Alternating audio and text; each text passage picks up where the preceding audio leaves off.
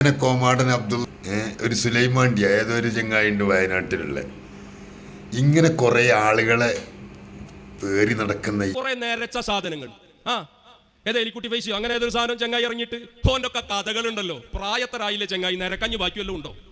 പഴയകാല കഥകളൊക്കെ ഞങ്ങളെ കൊണ്ട് പറയിപ്പിക്കണോ? അജ്മാനിന്ന് പോകുന്ന രംഗം, ഉംറയുടെ അമീറായിട്ട് പോയിട്ടുണ്ടായ വിപ്ലവങ്ങൾ, റഫീഖ് ആദൂരിയായിട്ട് ബന്ധപ്പെട്ട വിഷയങ്ങൾ പറയിപ്പിക്കണ്ട. ഷാഫി തന്നലെയാ ഞങ്ങളെ ക്ലാസ്സിലുണ്ട്, അവരൊക്കെ ആയിട്ട് ബന്ധപ്പെട്ട അതൊക്കെ തീർത്തിട്ട് പോരെ കാരണവരെ ഈ ആവശ്യമില്ലാത്ത വിഷയത്തിൽ ഇടപെടൽ.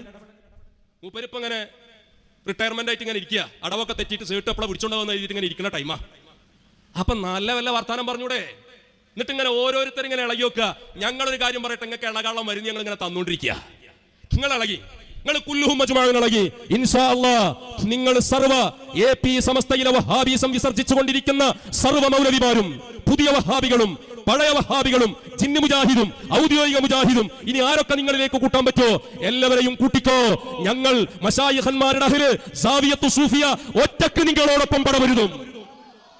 ഞങ്ങൾക്ക് വേറൊരാളുടെ ഒത്താശ ഇതിൽ വേണ്ട.